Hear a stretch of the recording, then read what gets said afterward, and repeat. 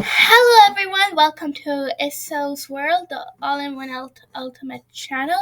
Today is July 4th, as many of you know, also called Independence Day. But there is much more to this holiday, and I'm gonna tell you guys all about this in this video. So first, let's go. I'm gonna open this. So this is a slideshow I made for my school last year, and it's about the Revolutionary War, which I know isn't. It doesn't say July 4th, but we'll be getting onto that. It leads up to that, as you can see. Okay, so the Revolutionary War, 1775 to 1783, by me. The Table of Contents, Part 1, 1750 to 1774. How the Revolutionary War Started, page 3. Part 2, The War Begins, page 7. People who helped in the Revolutionary War, page 12. Pictures, page 16. Resources, page 33. Glossary, page 35. And again, this is all made by me, and I worked very hard on this last year, and I hope you guys enjoy this. Part 1, 1750. How does 70 to 74? How the Revolutionary War started. So, as you might know, there was like colonists long ago in the 1750s. There were colonists, which are like people that live in the colonies, living in the 13 colonies. These people came from Britain, and if you don't know, Britain is a country in like Europe. And now, so then the colonists, they came from Britain and moved to America, and at that time there was no America, but we know how America becomes in this video. So, like I was talking about, the colonists, they're living in these 13 colonies, which are 13 states that are like, it's in the border of America, like on the north side, like, but yeah, right here. These are the 13 colonies. This, and this. And Maine is not part of the 13 colonies. It's because back then, I know, because Maine used to be, actually, if you don't know, Maine used to be Massachusetts. There was no Maine back then. Okay, so the colonists were living in America, this like the east side, but not just that, the French also had land in North America. And between the colonists and the French, like between the French's land and the colonists' land, there was a place called the Ohio River Valley, and there were Native Americans living there. The colonists wanted the Ohio River Valley as their land, but the French also wanted the Ohio River Valley. This is how many wars started back then. So the French and colonists started war, and now that wasn't fair because the Native Americans were living there. But the Native Americans chose the French side, even though they didn't like either side. They just chose the French side because the French treated them with a little bit more respect. And the colonists got help from the British for the war. So the British and the colonists were still friends. They were still helping each other. So this was in the 1750s, and 15 years later there was a thing called the Stamp Act. When the British people had helped the colonists, it cost a lot of money to the British people. Like, we're still talking about the war, the French and Indian War. So the British people, like I said, they helped the colonists try to win the war, but that cost a lot of money. You know, it doesn't come out of thin air. It's money. It cost a lot of money to the British people. So the British Parliament, which you can see what it means in the glossary later, and King George III decided to tax the colonists, so they would have to pay money, extra money, to the British. The British taxed the paper products. This made the colonists angry. The colonists started to split into three groups. The first group was the Patriots. And the second the Patriots were colonists that were really, really angry with the taxing. The second group were the Loyalists. So remember, Patriots are the people who are really, really angry with the taxing. Second group was the Loyalists. The Loyalists were colonists who were loyal to the Britain, and they didn't agree with the Patriots. And just in case you don't know what loyal means, it means that they are still with the Britain. They don't want to leave Britain. I mean, they're in America, I mean, not America that time, but they were in that place, but they still supported Britain. Here, there, supported Britain. They supported Britain. The third group was the neutrals. The neutrals were colonists who didn't really mind the taxi. They were like in between, you know. So the Patriots didn't like the British Parliament to tax them because there were no colonists in the British Parliament, because the British Parliament was in Britain, and no taxation without representation, they would say. The Patriots also started the protest because like there was no um no colonists representing the parliament, the British Parliament. So why should they tax with if they don't get to say anything for them? So this is 1767, and this is 2 years later, the Townshend Acts. So, and these slides events are in chronological order because so it's more like a story. So now 1767, the Townshend Acts. Charles Townshend decided on taxes on different products. These products were wool, paper, lead, glass, and paint, like all of those necessary items, everyday items back then. Now the Patriots were really angry. They boycotted, which means like protested and like stuff like they boycotted means like they didn't do it. Like they stopped buying all of those stuff. So the people who were selling those stuff, they would like they would be out of business, and they would be patriots too, and they would join. And so the boycotting made British merchants lose money. The British people decided to repel. Repel means cancel all the tax products except for tea, because tea. Um, this is Paul Revere's drawing of, yeah, we'll learn about the Boston Massacre. Now the Boston Massacre. 1770, 3 years later, okay? On a wintry day in 1770, some patriots were throwing snowballs to British soldiers because there were some British soldiers there. So the patriots started throwing snowballs at British soldiers, and then the British soldiers got angry, and then the crowd of soldiers grew bigger and bigger, and then the British soldiers started firing bullets into the crowd of patriots. 5 patriots died. Paul Revere rode on a horse, and you might know this guy, if you live in Massachusetts, to travel the news, because there was no TV at that time, no news, not like that. They needed to go on horse and actually deliver all of the news. Otherwise, how would they know? The other people know. So he made an illustration to go with the newspaper. He made the picture look like as if the Patriots were innocent and weren't doing anything in the first place. And he did this so the neutrals, the people who were not minding anything in the middle, neutral, so the neutrals will come and join the Patriots. He named the event the Boston Massacre. Even if a massacre means the killing of many people, because he wanted the event to seem like many patriots died, because again, then the neutrals will be like, oh no, this is bad, we should join the patriots, we should like rule against this. And then and once they see the news, they will be like, oh, I want to go come to the patriots group. So he wanted the neutrals to come to the patriots group, so then there will be more patriots, and then the patriots will win against the loyalists. Okay, and 1773.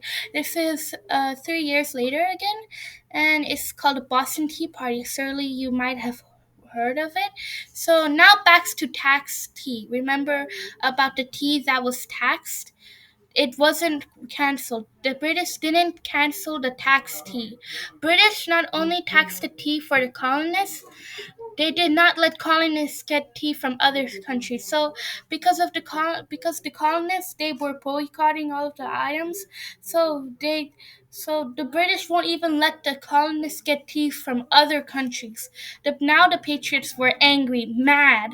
A group of patriots called the Sons of Liberty, and if you don't know, liberty means freedom, started throwing tea into the sea. 1774. Now this is only 1 year later, the First Continental Congress. So you can see all of the pictures here as I go on talking. So the pictures that were part of the First Continental Congress, which is like the Congress, like a meeting that were talking about all of this that was happening, and this is 1 year later. So the First Continental Congress, the patriots that were part of it, did not decided to not trade anything with Britain until a thing called the Intolerable Acts were repelled. Repel again means cancelled, if you don't remember that. The Patriots asked King George III, which was in the Britain side, for help of the taxing problem. Just in case each colony gave a militia, a volunteer army, which was also known as Minutemen, and just in case they go into the war. Here are some pictures. This is the picture of them throwing tea. This is a picture of the Continental Congress, the first one. There's a second one later. Okay, now here is this is the war part. This is part two. The war begins. Okay, so it looks a little overwhelming, but don't worry, I'll walk you through this. So this is April 19th, exact date, 1775 to June 17th, 1775. So April, May, June, like 3 months around, or two, no, three, no, two. Phase one, the Battle of Lexington and Concord, and the Battle of Bunker Hill. That's like in Massachusetts, I think. So the Battle of Lexington and Concord was the first battle in the Revolutionary War. The Battle of Lexington and Concord started and ended in April 1775.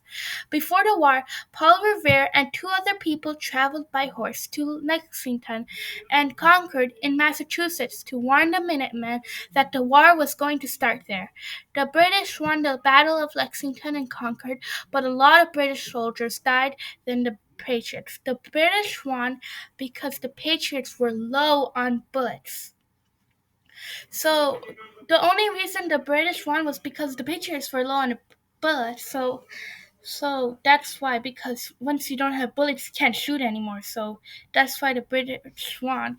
But the Patriots, see, they felt like they won because the Patriots didn't lose because they're bad at fighting. They only lost because they were low on bullets. The Patriots were confident for the next battle. The Battle of Lexington and Concord lasted for about 4 hours. The Battle of Bunker. Now we are moving on to the Battle of Bunker Hill. This is phase one of the battle of the war. So the Battle of Bunker Hill, and if you don't know, like there's a war and there's many battles. So the Battle of Bunker Hill was the second battle of the Revolutionary War. The Battle of Bunker Hill started and ended June 17th, 1775. Even though the battle was called the Battle of Bunker Hill, the battle was not fought on Bunker Hill. It was fought on a hill that was close to Bunker Hill, which is Breed's Hill. The Patriots sneaked up to the top of Breed's Hill. On the bottom of the hill were the British, but also on the bottom of the hill there was water. The British wanted to go on the top of the hill and capture the hill, so they kept on trying to go to the hill. So the British tried to go up the hill for the first time, but it didn't work. The British tried again, and they went up to the hill for the second time, but it still didn't work. Here's the thing, the British soldiers couldn't go up to the hill for the first time and the second time because the Patriots were shooting from the top of the hill. And you see, it's more better aim when you shoot from the top of the hill because it's more easier. The third time the British tried to go up to the hill, they finally did it. but they only finally did it because the Patriots, again, were running out of bullets. That is why, even though the British won, the Patriots again felt like they won. Here's some pictures of Battle of Lexington and Concord and the Battle of Bunker Hill. Here's the hill, Reed's Hill. They're going up, and here these are the Patriots. They're fighting, and these are uh, the British. Here is another picture. Okay, 1775. This is all in the same year. The Second Continental Congress. Remember, like I told you that? Okay, so the Second Continental Congress took place in May 1775 in Philadelphia. And if you don't know Philadelphia is in I think it's in Pennsylvania, which is near New York and something. A month after the Battle of Lexington and Concord. So this was only a month away. This is not too far away, and very close in the timeline. They chose a guy named John Hancock to be president of the Continental Congress, and he's from Massachusetts. They also chose a leader and a name for the army. They chose George Washington to be the leader of the army. And so, do you recognize that name, George Washington? He's the first president of the United States. But that's later. And they named the army the Continental Army. Remember the French and Indian War? I told you like a long back ago. No, maybe not that long, but well, George Washington fought in that war, in the French and Indian War. And then 25 years later, he is going to be the leader of the Continental Army in the Revolutionary War, which is now. So the Continental Congress decided to send a message to King George III. The message was named the Olive Branch Petition. It said it said to end the conflict and get more freedom. But the surprising part is that King George III didn't even read the branch petition. Even though the Continental Congress worked hard on it. So now here's the part where we are talking about July 4th. I know you've all been waiting for this, because especially since today is July 4th and of 2022. So, but this is 1776. This is the first July 4th, and we're going to talk about it. Spring 1776 to July 4th, 1776. This is only 1 year later of the Second Continental Congress. So, the Declaration of Independence. 5 people were chosen to make the Declaration of Independence. These people were Thomas Jefferson, Benjamin Franklin, Robert Livingston, John Adams, Roger Sherman. The group wanted Thomas Jefferson to write the Declaration of Independence, even though he was only 33 years old. That's a little young. After the group finished the Declaration of Independence, they passed it on to the Congress, and the Congress edited it. The Declaration of Independence got approved by Congress on July 4th, 1776. This is why we have a holiday called 4th of July, Independence Day. And I hope you have a wonderful holiday. But this is not done yet. Phase 2. We're in Phase 2 of the war now. 1775 to 1777. 2 years. Wow. Okay, so now Phase 2 is New York and New Jersey. For many of you who live in New York and New Jersey, well, this is now your history of your state. And, well, New York didn't look the same back then, so prepare to see New York different. Fort Ticonderoga, sorry, I can't pronounce it that good, on Lake Champlain was controlled by British soldiers. For some of the soldiers in the Continental Army decided to capture Fort Ticonderoga. Whatever. After they captured Fort Ticonderoga, they took the cannons from there to Boston. and Boston is in Massachusetts. After the British saw the cannons, they were scared, so they left. But the war didn't end yet. The British traveled to New York City. The Continental Army kept on trying to get the British to get out of New York City. They had another battle there. The Battle of the White Plains on October 28th, 1776. The British won that battle. Then they had another battle, the Battle of Long Island in New York on August 26, 1776. The British won that battle too. The colonists decided to go to New Jersey and then to Pennsylvania. The Continental Army needed to win. They had a plan. And remember, the Continental Army is on the Patriot side. So Washington and the Continental Army decided to cross the Delaware River. They crossed it on the night of December 25th, which is also Christmas. So they crossed it on Christmas night. Since it was winter, the river was cold and icy, and there was a snowstorm, but they were safe. And then arrived in Trenton, and they had a battle called the Battle of Trenton. I wonder who names these battles. Then they had another battle. The battle was called the Battle of Princeton, probably in Princeton. The Continental Army won that battle. Yay! Soon it was the year of 1777. The Continental Army had another battle. It was called the Battle of Saratoga. One of the people who made the Declaration of Independence, Benjamin Franklin, tried to convince the French. Let's not forget about the French. They're still there. And they decided to convince the French to help the Continental Army. Since the British were winning many battles, the French wasn't sure the Continental Army would win.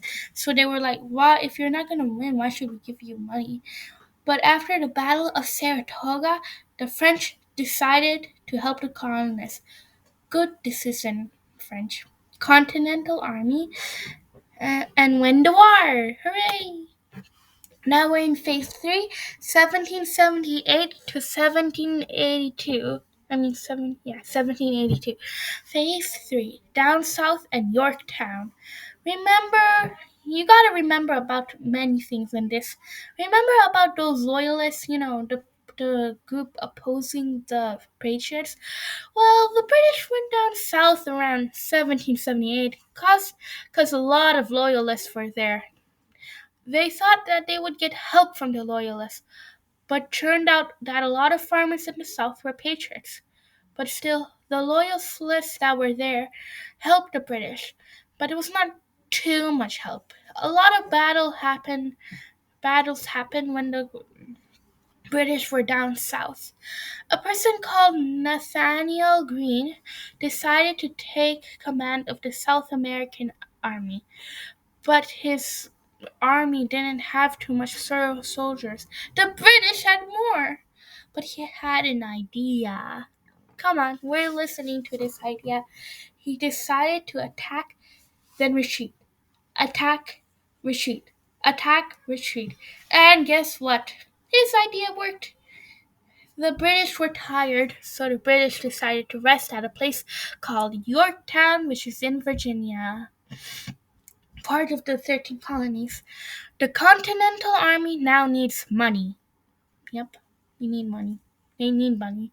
Washington got raised money from his friend. The French and American soldiers got led into Yorktown from New York by Washington. But remember, the British were there. Then they had a battle. It was the last battle of the Revolutionary War.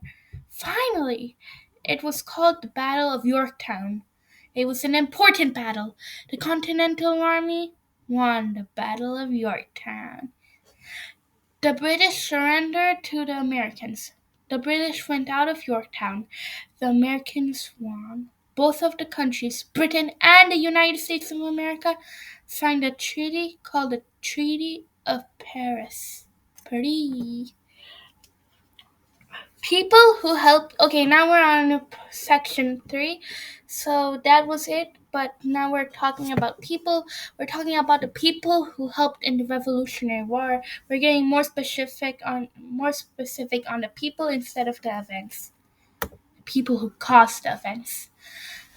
Okay, George Washington. George Washington was from Virginia. He was a wealthy, which means rich, planter. The Second Continental Congress decided to make him the leader of the Continental Army. He also was a really good soldier in the French and Indian War. When he was chosen as the leader of the Continental Army, he was 33 years old. He was 57 years old when he became the first president of the United States of America. He was born on February 22nd, 1732. He died on December 14th, 1779. He died when he was 67 years old. Next person. Women in the Revolutionary War. As you may know, women were not allowed to go in the Revolutionary War at that time. These are some of the brave women who helped in the Revolutionary War. Phyllis Wheatley. Phyllis Wheatley used to be a slave. She wrote poems. During the Revolutionary War times, she wrote about the hard work the patriots did for freedom, and she wrote poems against slavery. Sampson. Deborah Sampson decided she wanted to be a soldier in the Revolutionary War. She put on men's clothes and without telling anyone, she joined the Continental Army. Kind of reminds me of the movie Milan. Thomas Jefferson. Thomas Jefferson wrote the Declaration of Independence. He was 33 years old when he wrote the Declaration of Independence. Even though he was young during that time, the rest of the group chose him because he was really good at writing. He died when he was 83 years old. He was born on 1743 and died on 1826. He became the President of the United States when he was just 57. Thomas Jefferson was the third President of the United States of America, and this is a picture of him. Okay, now this is the moment you've all been waiting for. Here are pictures. These pictures were sold along the slides, but it's more expanded, and I'll tell you the date of everyone. And here we go. So now this is more close up. This was Paul Revere's drawing he made of the Boston Massacre. This took place in 1770, and it's a little blurry and a little faded, but here's what it says on the caption. It says the bloody massacre perpetrated in King Street, Boston. Yeah, it's too small to read. Well, anyways, here are the British, and you see these snowballs. They're shooting snowballs, and it looks like they're not even doing anything. It looks like they're the mean people who are trying to kill these, even though in the first place they were hurting them, salting. Okay, so now we have the Boston Tea Party in 1773. Give a thumbs up to this video if you've been here before. So these are the Sons of Liberty, the Sons of Freedom, if you want. If you don't know what liberty is, again, the Boston Tea Party. So you can see they're throwing bags of tea right here, and they're throwing it on the water in the ocean. I've been here before. So here are the people, and wait, which one? Okay, this is the First Continental Congress. You can see there's men, they're working, and they're working. Yeah, working. They're working. Okay, so and that took place 1773. This took place 1774. This took place 1775. The Battle of Lexington and Concord. This is the Battle of Lexington and Concord. This is the Patriots. This is the British, and here they are. The Battle of Bunker Hill. These are the British. Yeah. Even though it was taken place in Reedville. The Battle of Bunker Hill. Another pictures. This is 1775. And this is the Second Continental Congress, 1775. And here it is. This is the Declaration of Independence, which was made 1776. You can pause here and read it, but it's written in cursive, and I don't. Well, it's written in very hard cursive. And here are the signatures. So it says in Congress, July 4th, 1776. The the yeah, it's a little hard to read. Of Declaration of the 13 United States of America. When in the I can't read it. But maybe you could like search in Google and find a more clear thing, a clear copy of this, so you can actually understand from it. And this was made 1776 and July 4th, which is today for me. Probably not for you. Okay, this is carrying the cannons from Fort Ticonderoga to Boston in 1775. I know it's a little blurry. I had to take a picture from a book and put it in the computer.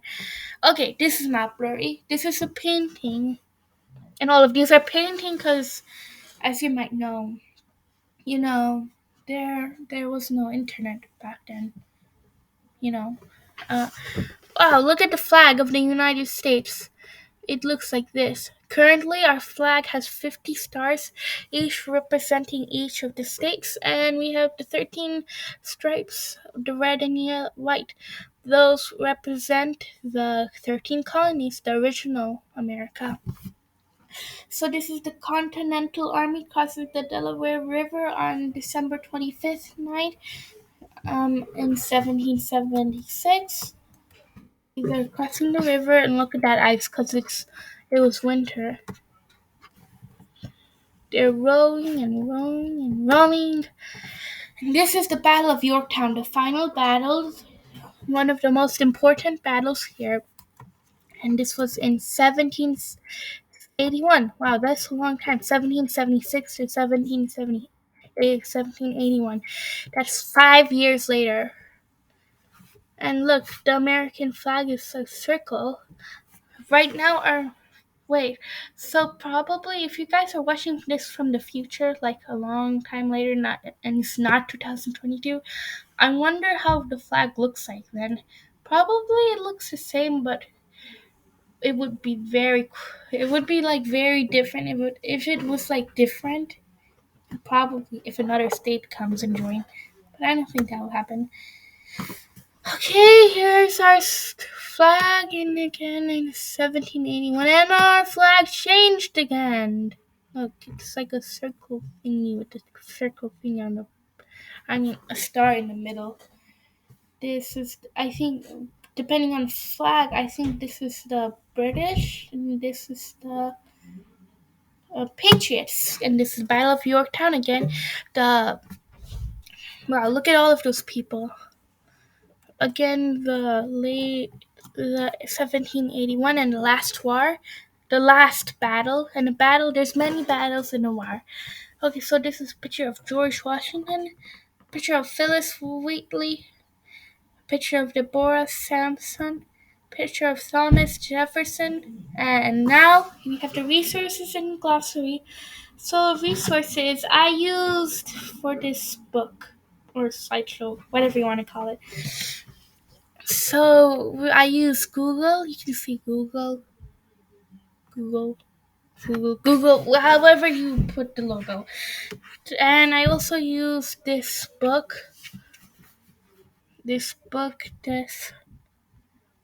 last year in my school.